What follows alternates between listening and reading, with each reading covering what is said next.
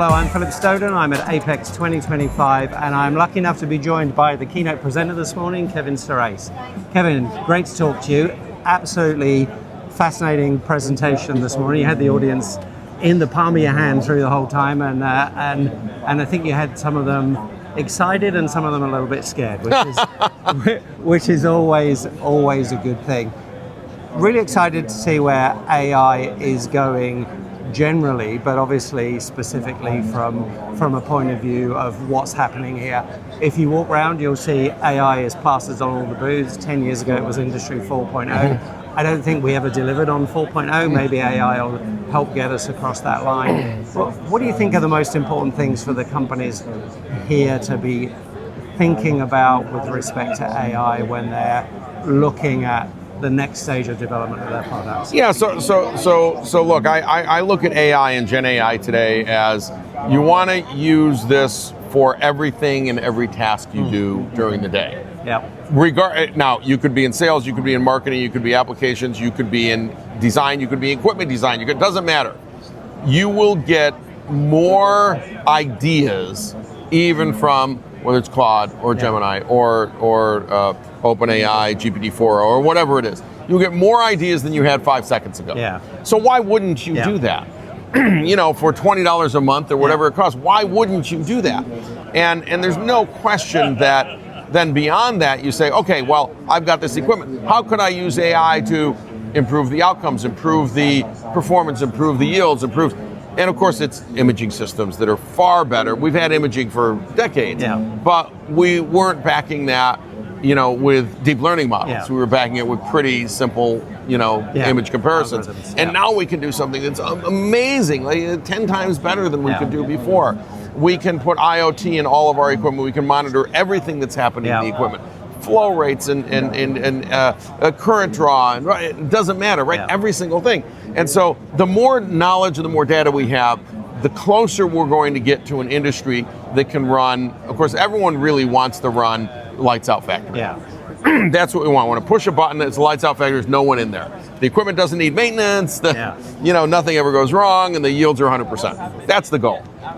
And part of the reason why we want that goal isn't just cost and getting the people out, but when you have humans involved, humans are imperfect, and you just can't get all the yields you want. The more people that are involved in the process steps, right? So we're going to see AI be able to do that. And the big thing I think we will find is humanoid robotics, because all this equipment that I'm seeing here was designed for humans to be at. It's the size, it's how you lift the lid, it's how you put things in, whatever it is. And we need humanoid robotics at first to interact with our equipment because they were built for humans. And once we do that, we're going to be able to onshore and get into other countries that were too expensive labor-wise because it's really going to be fully roboticized. Yeah, and it really takes out a lot. I'm really interested in some of the business processes, particularly business processes around supply chain as well. Right. We've just gone through, and it's clearly a post-COVID impact in terms of an inventory bubble working its way through. And there are issues with that in terms of failure to predict demand. Right. And it has caused problems. It's caused, certainly in Europe, it's caused the downturn in the last year because the inventory bubble arrived with the customers. Right. Do you think AI has got a role to play in smoothing out those supply chain challenges and actually helping not just the EMS companies, but the OEMs do a better job of predicting consumer demand in the way that fast fashion uses it? Certainly, and obviously fast fashion does use it, and that probably killed Forever 21, who didn't, right? So look, AI models can be built around anything, right? And we can learn from all of the past bubbles, and AI by itself can certainly better predict that. Now, what AI is not good at are these unique moments that happen. Like COVID came out of nowhere, and boom, there it was. And that was a black swan event that couldn't have been predicted. So AI couldn't say, and next week there's likely to be, so we couldn't predict that. But we certainly can look at all kinds of things around the world. We know retail sales are a little bit down right now. We can predict that consumer demand may change under current administration because of tariffs, whatever it is, right? And so that we can predict down the line 6, 9, 12 months because we know how long that supply chain is. what's going to happen to component prices.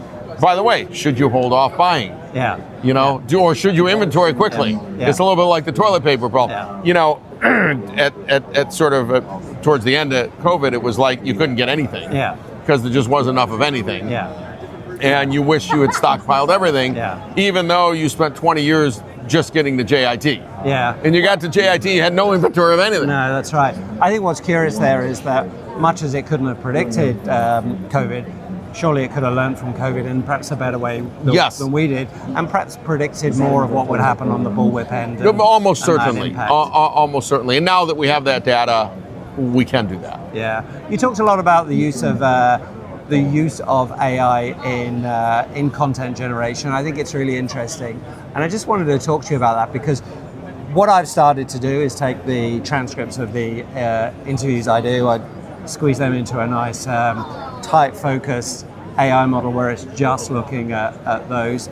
I can take then 20 CEOs from the industry and say, what do all those CEOs think about a certain topic? And it has made me massively more productive. I can then create that material in as many languages as I want, and it does a really nice job. That's a game changer, but for me, I think what's key there is we have to have done this really good interview at the beginning to get that process going. So it does become that really interesting situation where you've got to have really good learning data, you've got to have really good, really smart prompts, massive productivity advantage, and then someone just taking care of the back end, that everything looks right at the other end. Well, look, the bottom line is content. When you've built a neural net on a trillion, let's say LLMs, on a trillion phrases of, say, the English language or any language, that's kind of the world's database of everything that's ever been said.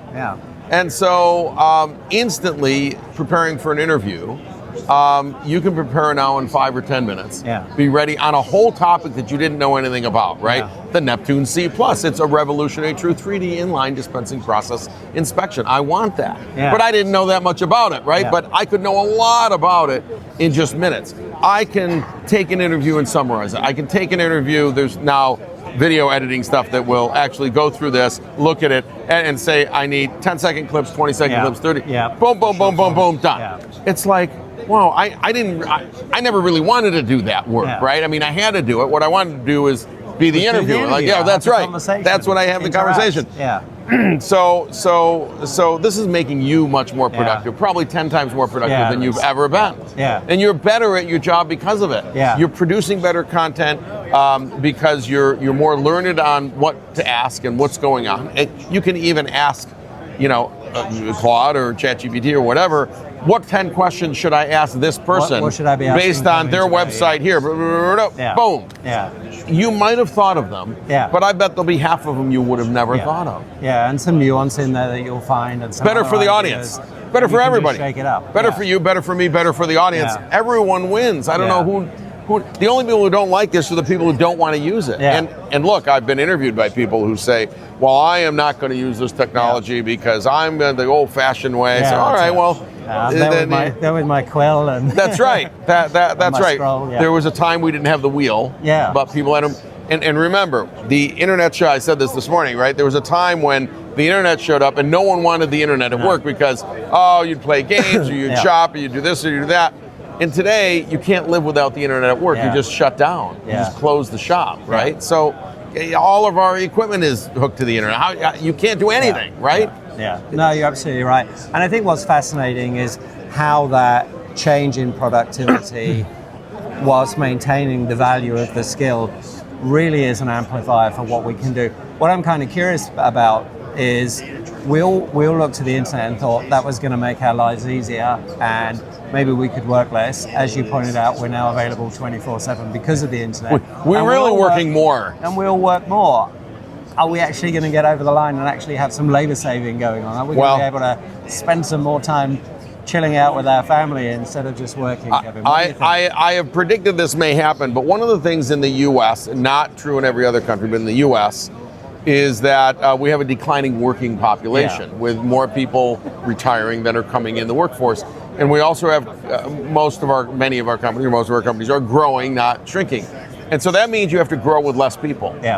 which means there is more work to do per person. A lot of that can be augmented and helped with AI, and we're going to have to do that, and some of it robotics and humanoid robotics, etc. But we cannot grow our companies thinking, I'm going to double the size of my company by doubling the number of employees. Yeah. There aren't twice as many to hire. Yeah. It's not possible. As you say, you've got to double the size of your company with 30% less, probably. That's right. With 20 years, 30% less people at the company, you doubled the revenue of the company, and so that means everyone's working, well, they're 3x the productivity they are today, something like that. Yeah, and hopefully not working more hours, and hopefully I hope so. Getting that work-life balance right. That's Kevin, right. Sensational keynote. Great to talk to you. Thank you so much. so much for your time. Such a pleasure. Look forward to staying in touch. Yeah, you bet. Thanks.